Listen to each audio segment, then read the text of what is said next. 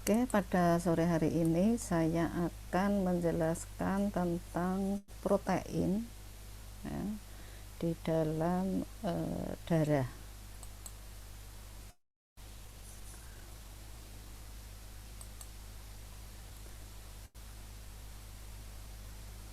Protein adalah senyawa organik ya, yang berat molekulnya itu sangat tinggi ya, umumnya juga terdiri dari 20 macam asam amino ya. Seperti karbohidrat, lemak, protein itu mengandung karbon, hidrogen, juga oksigen. Protein juga mengandung ya. Di samping mengandung unsur tersebut, semua protein juga mengandung nitrogen dan umumnya mengandung sulfur.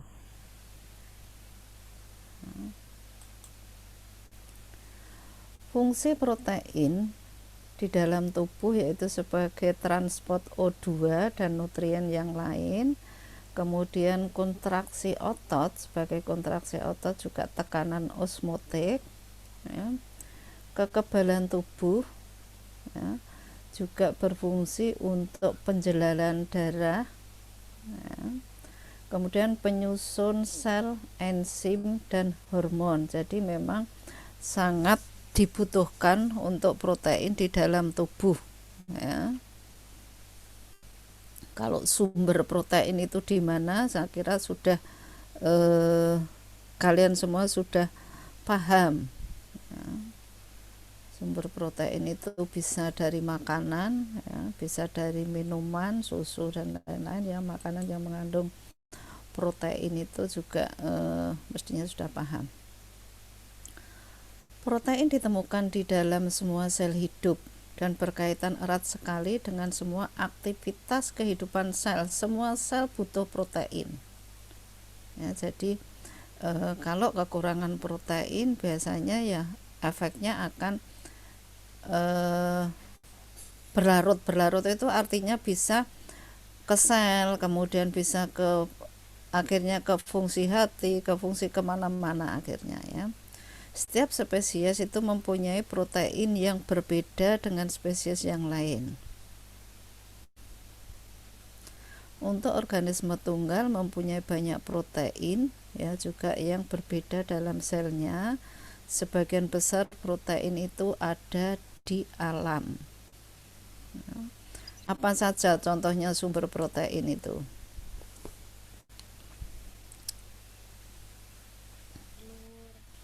Telur, apalagi Tempe, tempe tahu, ya. Yang kedelai itu banyak proteinnya juga. Terus ikan, Biji-bijian Ibu. ikan, ikan itu yang ikan laut, ikan tawar itu ya banyak proteinnya ya. Banyak ya. Jadi silahkan kalian, karena ini semua sel butuh, harus memperhatikan juga makanan, tidak sekedar kenyang saja ya. Untuk hidrolisis protein dengan enzim ini yang asam amino ya, asam atau alkali akan menghasilkan asam amino ya. Tadi lebih dari 200 asam amino diisolasi dari biologi. Hanya 20% dari asam amino tersebut yang secara umum ditemukan sebagai penyusun protein ya. Tadi 200 asam amino itu yang 20 itu adalah penyusun protein. Kualitas protein tergantung dari komposisi asam amino protein, dan hal ini sangat penting pada ternak dan ruminansia.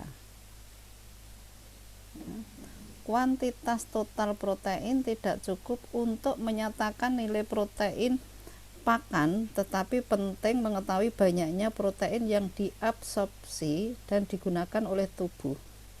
Tidak hanya di hewan, di manusia pun yang penting adalah absorpsinya. Penyerapannya di tubuh itu bagaimana? Normal atau penyerapannya tidak normal? ya. Untuk proses itu yang bekerja di mana? Di hati, di ginjal, atau di mana untuk sirkulasi protein?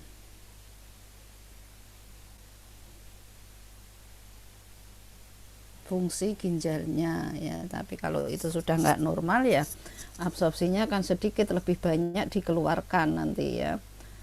Untuk struktur protein itu ada primer, ada sekunder, tersier, juga kuarter. Ya, ini contoh adalah gambaran protein yang primer ya, kemudian yang sekunder, ini yang tersier. Kalau kuarter ini hampir seperti sintesis Hb.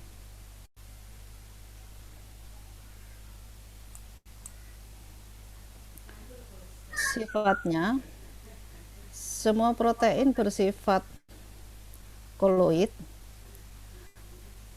Kelarutannya dalam air itu berbeda ya. Keratin tidak larut dalam air, sedangkan albumin itu larut dalam air. Protein itu kan ada albumin, ada juga globulin. Protein yang larut dalam air ini dapat diendapkan dengan penambahan garam ya. Proses ini disebut dengan salting out.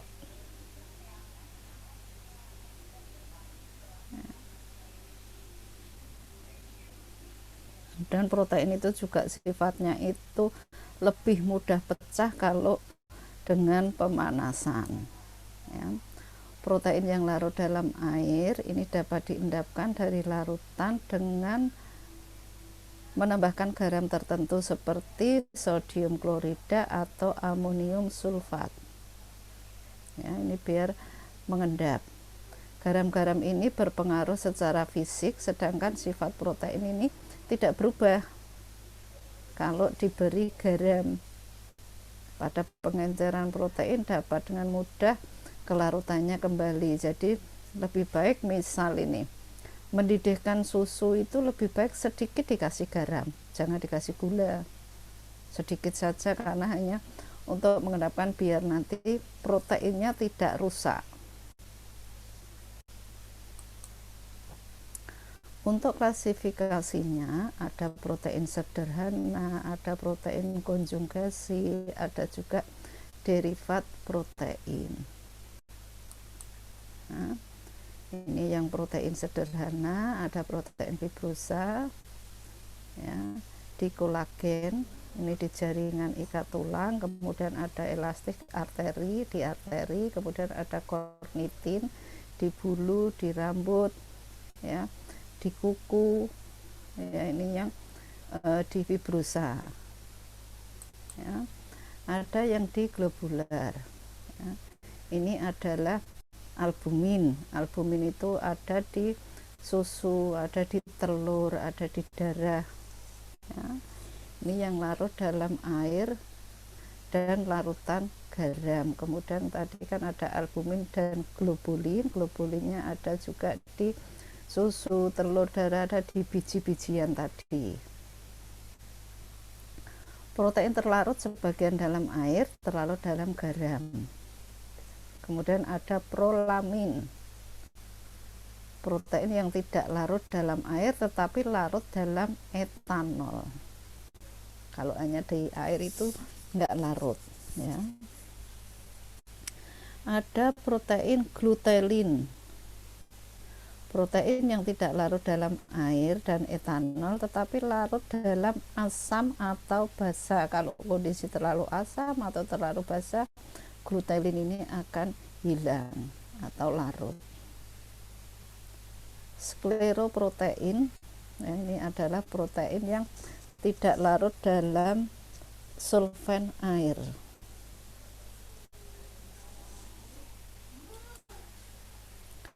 Protein yang konjugasi, ini adalah protein yang sederhana, akan berikatan dengan substansi non protein ya, misalnya berikatan dengan karbohidrat, asam nukleat atau asam fosfat. Contohnya nukleoprotein, ini berarti dia bersubstansi dengan nukleat glikoprotein, mukoprotein, ada lipoprotein, kromoprotein, metaloprotein, dan fosfoprotein.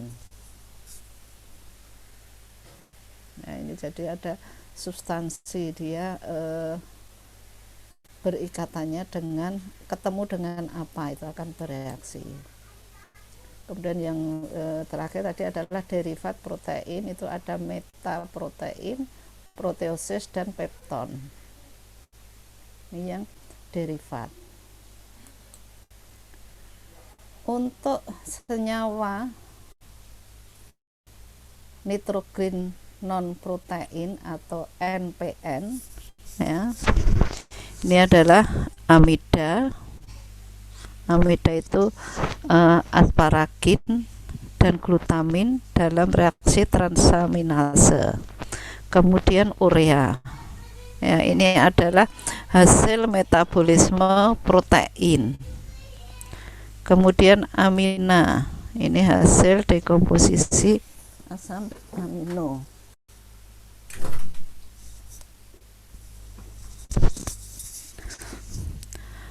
Asam urat, ya, ini adalah metabolisme protein, ya, baik di unggas atau di reptilia. Jadi metabolisme protein, makanya penderita asam urat kenapa tidak boleh makan kacang-kacangan, karena ada metabolisme proteinnya, ya. Nitrat dan alkaloid,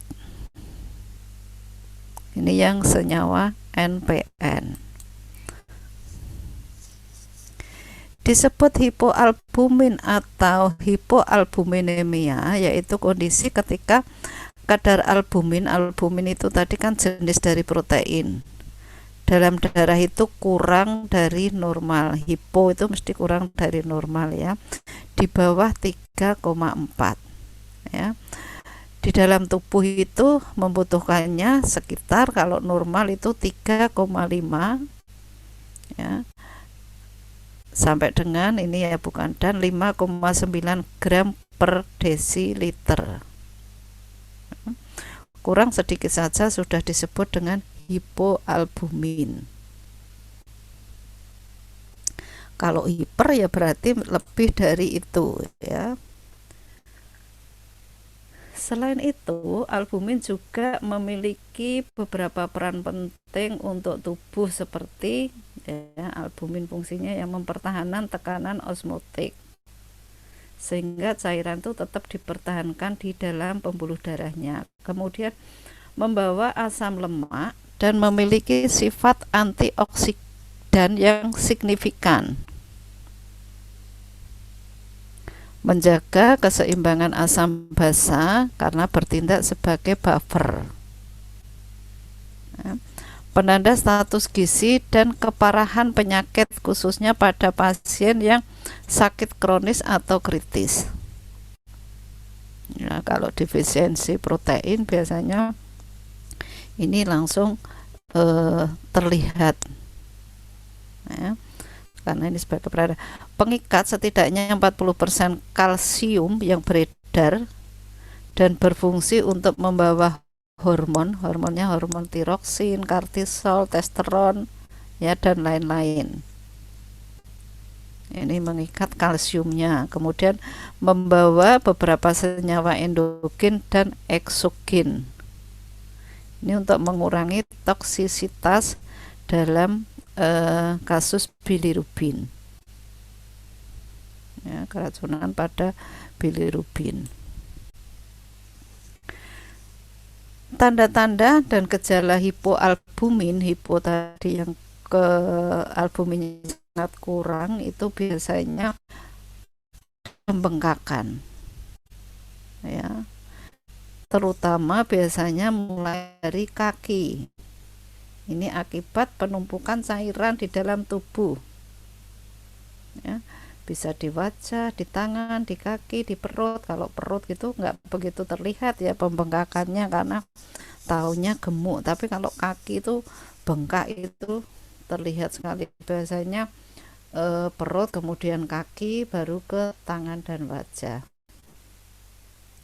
Pada hipoalbumin yang berat, pembengkakan itu di seluruh tubuh. Ya. Selain itu kulitnya juga menjadi kasar, kering, rambutnya rontok menjadi tipis, ya. Kemudian kondisi kulit, bagian putih matanya akan menguning, terjadi sesak nafas, ya. Mudah lelah, juga gampang lelah maupun lemah, irama jantung tidak beraturan, kemudian penambahan berat badan yang abnormal karena cairan tadi bukan gemuk ya, nafsu makannya turun, terjadi diare, kemudian juga mual, muntah, dan gangguan tumbuh kembang. Nah, terkadang gejala-gejala ini tidak sudah menemukan gejala ini tidak segera diketahui bahwa ini adalah karena kekurangan protein. Di kelebihan pun juga hampir sama, mungkin ada yang beda, tapi yang rasa lelah, kemudian HB-nya rendah, penurunan nafsu makan, ini juga diare juga sama, ini bisa terjadi pada hiperalbumin, sehingga seringnya kalau tidak ada yang karena gangguan protein ini ada yang tidak menimbulkan pembengkakan. Ya, pernah juga itu dulu ada mahasiswa di Unimus yang tiba-tiba setelah diketahui awalnya hanya HB-nya rendah, opnam, sebentar pulang, ya, lemes lagi, sesak nafas, HB-nya rendah, opnam, kemudian sebentar pulang, ternyata setelah dicek keseluruhan, karena saat itu rumahnya di Kendal, dirujuk ke Telogorejo, baru di Telogorejo itu diketahui bahwa terjadi hiperalbumin, ya, malah sudah terjadi kerusakan di ginjal, ya. Tadinya masuk, nanti kalau sudah masuk seminggu dia nggak masuk lagi itu. Nah, itu efeknya dari dia sering minum pencahar, Vegeta, ya. Katanya kalau tidak minum Vegeta nggak bisa BAB, bukan karena pengen kurus, karena tidak gemuk. Mahasiswinya itu tidak gemuk, ya, jadi tetapi memang kurang minum, dia paling tidak senang minum, jadi misalkan beli minuman itu ya hanya diminum seteguk 2 teguk ditinggal, memang kurang minum, akhirnya ginjalnya yang rusak. Itu hati-hati, air minum itu mempertahankan ginjalnya, ya. Beberapa penyebab hipoalbumin, ya, biasanya terutama terjadi luka bakar, itu dia akan albuminnya akan berkurang, menyebabkan celah pembuluh darah melebar sehingga albumin dapat keluar dari pembuluh darah, karena penyimpanan albumin itu di kulit, ya. Jika terjadi kerusakan di kulit karena tadi kebakaran, maka albuminnya akan hilang. Kemudian kekurangan vitamin, malnutrisi, terutama protein, kekurangan protein, ya, itu juga albuminnya bisa berkurang, ya. Mendapatkan cairan melalui suntikan atau infus di pembuluh darah di rumah sakit itu, ya, setelah pasca operasi atau setelah penyakit kritis, ya. Penurunan laju produksi albumin, ya, ini akan meningkatkan degradasi dan pembuangan albumin serta pelebaran celah pembuluh darah, ya. Kemudian pada diabetes, pada hipertiroid, juga pada gagal jantung dan lupus. Lupus itu adalah penyakit antibodi, ya. Penyakit hati berupa sirosis hati, kanker hati, hepatitis, ya, alkoholik, peminum alkohol, perlemakan hati, ya. Fungsi hatinya terganggu, ya. Ini mengakibatkan produksi albuminnya berkurang, ya. Maka biasanya kalau setelah operasi kanker itu suruh banyak minum protein, terkadang sampai ikan laut, ikan laut itu di blender suruh minum, ya, karena memang sangat rendah albuminnya, ya. Penyakit ginjal seperti sindrom nefrotik, kemudian gangguan fungsi penyaringan ginjal, ini juga membuat proteinnya ikut terbuang, ya, ikut terbuang bersama urin, sehingga pembuangannya yang tidak, metabolisme tidak normal, jadi terbuangnya lebih banyak di protein, urin itu akan positifnya tinggi. Diagnosis hipoalbumin bisa dijalankan jika mengalami gejala seperti yang tadi disebutkan, ya, tes darahnya untuk mengukur albumin, ini ya, kadar albumin darahnya kurang dari 3,5. Dikatakan hipoalbumin ringan itu adalah 3 sampai 3,4, kalau sedang 2,5 sampai 3, ya. Kemudian hipoalbumin berat itu kurang dari 2,5, ya, gram per desiliter, satuannya semua gram per desiliter. Kemudian yang albumin serum ini adalah diproduksi oleh hati, memainkan peranan penting dalam mengatur tekanan osmotik koloid plasma. Rate normalnya sama 3,5 sampai 5. Penurunan kadar dalam serum dapat dijumpai pada kegalan hati dan malnutrisi. Ini kalau di albumin dalam serum, fungsi albumin, ya, memelihara tekanan osmotik, transport tiroid hormon, kemudian transport hormon lain, transport asam lemak, transport bilirubin tak terkonjugasi. Bilirubin itu ada terkonjugasi dan tak terkonjugasi, kemudian transport obat, pengikat kalsium, ya, juga sebagai buffer, ya, fungsi albumin di dalam kulit itu, ya. Ini adalah penyebab kalau yang tadi sudah, ya, hipoalbuminnya.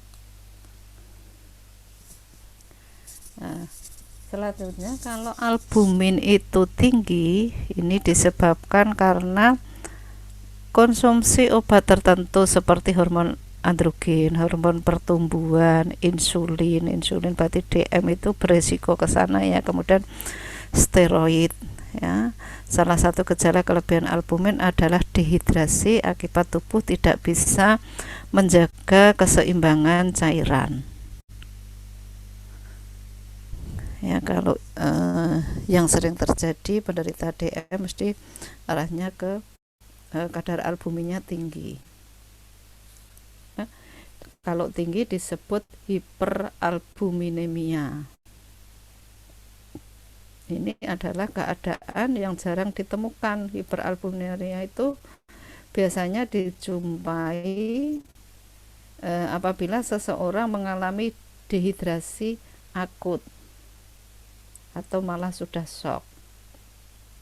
Selain itu juga bisa disebabkan karena penerapan diet yang tinggi protein. Nah, karena tadi sudah makan protein yang banyak akhirnya terjadi hiper. Nah, ini juga ada penggunaan tourniquet pada saat pembentungan dalam waktu yang lama ketika proses pengambilan darah. Ini juga menyebabkan pemeriksaan albumin di dalam darah itu menjadi tinggi, ya, karena tadi albumin berada di kulit. Ini adalah kesalahan teknis kalau yang ini.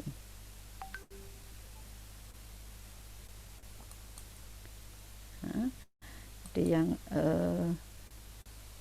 Hiperalbumin ini sama tadi ya, ini adalah biasanya pada penyakitnya ini ya.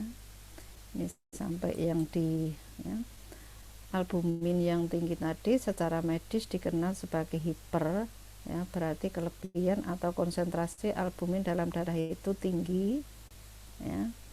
Konsentrasi albumin serum ini yang satuan gram per liter, untuk 3,5 yang tadi adalah gram per desiliter. Jadi kalau misal ini ada soal dilihat satuannya ya, bisa saja di 35 sampai 50 tapi satuannya gram per liter, kalau ini gram per desiliter.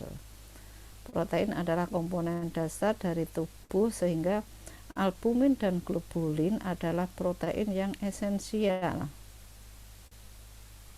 ya. Yang tersering memang pemeriksaannya albumin dan globulin ya. Albumin itu mewakili 50% dari total protein ya. Kemudian fungsinya yaitu mengatur tekanan osmotik tadi, membantu pergerakan asam lemak ya, membantu hormon bilirubin, kation, juga obat-obatan di dalam darah.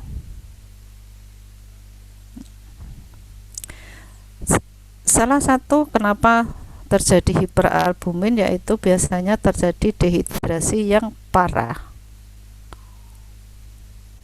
Ini bisa terjadi karena asupan air yang tidak memadai. Kalau kamu minum air dan keluarnya lebih banyak keluarnya, itu juga akan terjadi dehidrasi ya.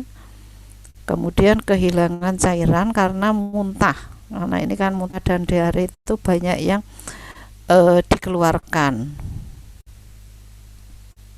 Ini bisa meningkatkan, nah, terutama yang tidak disadari adalah kita minumnya kurang, apalagi di musim seperti ini banyak dinginnya, jadi rasa hausnya nggak ada, tetapi karena dingin akan merangsang pengeluaran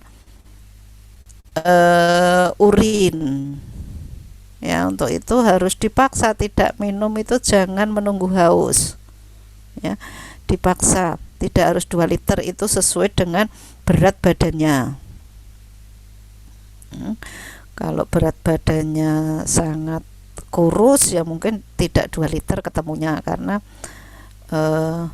ada perhitungannya di ahli gizi itu, katanya setiap berat badan itu dibagi 30 ketemunya berapa, itu yang jumlah yang harus kita minum. Misalkan berat saya 60, berarti memang saya harus minum minim 2 liter. Tapi kalau 60 lebih ya harus lebih dari 2 liter ya. Kalau kalian biasanya mahasiswa hanya 40 ya, atau kurang dari 40 ya berarti cukup 1,5 liter. Itu dicoba ditakar ya.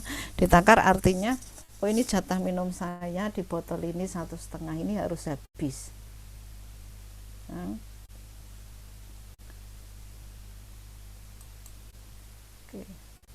Untuk mempertahankan tekanan onkotik ya, pengangkut hormon tiroid, pengangkut hormon lain khususnya yang dapat larut dalam lemak.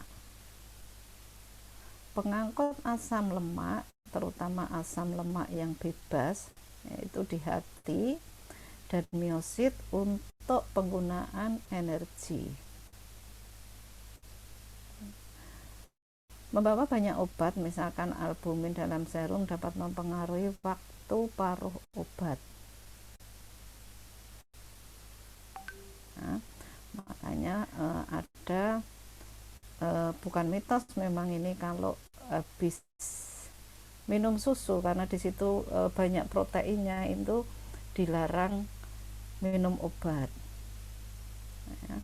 Bukan berarti kalau mitosnya itu menjadi tawar, tapi karena nanti ada proses yang tidak terangkut ya. Kemudian pengikat secara komparatif dengan ion kalsium, mengatur pH ya, juga mencegah fotodegradasi asam folat.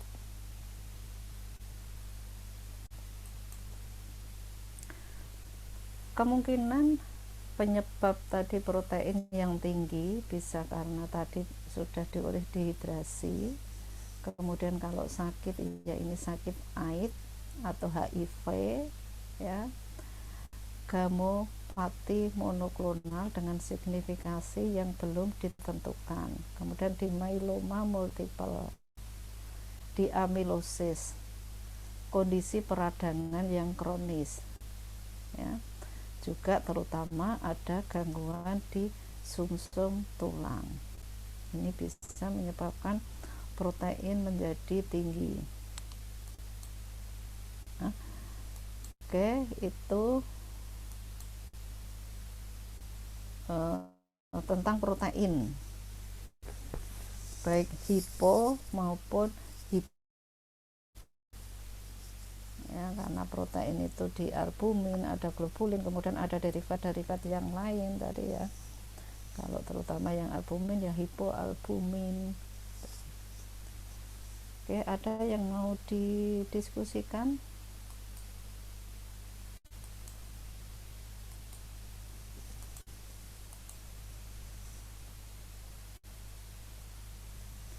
Silakan kalau mau ditanyakan. Sepertinya yang hipo-hiper ini sudah disampaikan apa penyebabnya, apa gejalanya.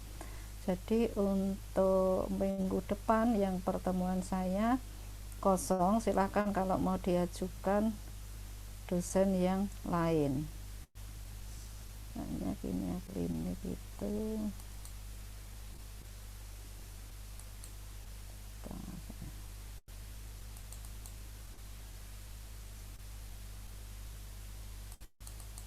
silakan kalau ada yang ditanyakan. D4 ya ini ya.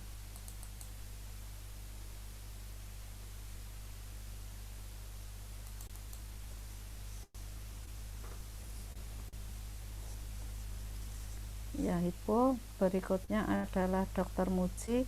Dokter Muji kayaknya di UTS juga belum ngisi kemarin sebelum UTS. Belum pernah ngisi sama sekali, Ibu. Nah, kemarin soalnya buat nggak? Enggak, tidak ada Ibu, cuman ada soalnya Ibu saja. Oh. Tuh. Dokter Andriani harusnya ada toh. Dokter Andriani ada. Oh, Tapi gitu. pas UTS belum ada soalnya Ibu. Soalnya belum ada. Iya. Oh, pada tak minta itu. Ya, berarti nanti didouble di Dokter Muji dihubungi, mungkin kalau menghubungi kurang 1 atau 2 hari diingatkan dulu, kemudian di hari hanya nanti juga dihubungi. Nanti saya tak ikut membantu menghubungi karena nanti kalau nggak diisi sampai UAS waktunya habis. Jadi nanti biar kalau Dokter Andriani sudah ngisi ya. Sudah, Ibu. Dokter Muji itu memang yang susah. Mahasiswa yang dibimbing Dokter Muji juga selalu kebingungan karena di WA tidak dibaca terkadang gitu. Ya mungkin karena sibuk, kemudian terus WA itu menjadi tertumpuk, nggak dibuka mungkin. Karena kemarin saya coba, Dok, untuk soal UTS-nya jawabannya oh iya, padahal kan nggak ngisi. Belum ngisi, maksudnya bukan nggak ngisi. Oke, yang berikutnya dikejar ya, karena masih paling banyak adalah untuk Dokter Muji 5 kali, berarti kalau belum pernah ngisi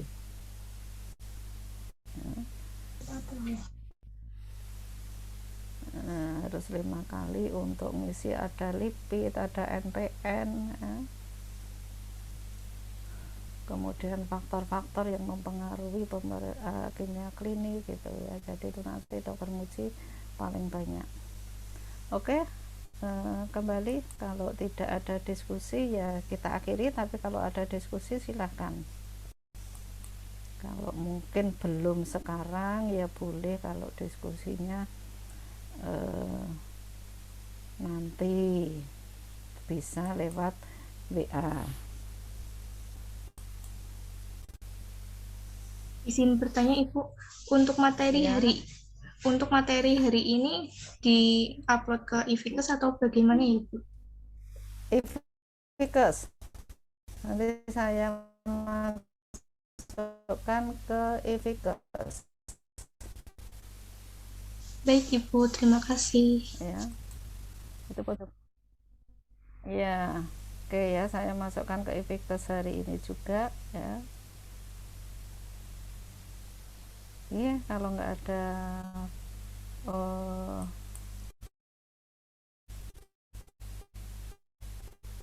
pertanyaan, maka untuk kiri sekali lagi untuk minggu depan waktunya atau jamnya biar dipakai Dokter Muji. Baik Ibu. Ya. Kalau kamu kesulitan menghubungi tidak dibaca admin, mungkin kalau dengan admin atau dengan itu direspon.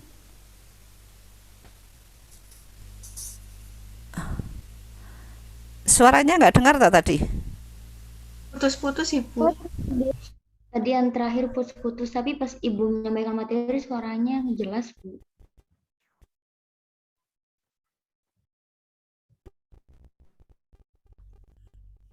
Akbar hayolo. Oh, ini kok ada chat yang nggak dengar suaranya. Ya, akhiri. Wassalamualaikum warahmatullahi wabarakatuh. Waalaikumsalam warahmatullahi wabarakatuh. Terima kasih banyak, Sehat Pak. sehat selalu. Ya, sehat selalu. Amin. Kalian juga semua sehat ya.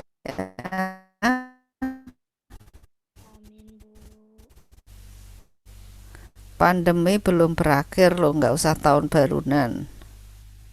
Oke, saya live ya. Ibu. Ibu. Iya, Bu.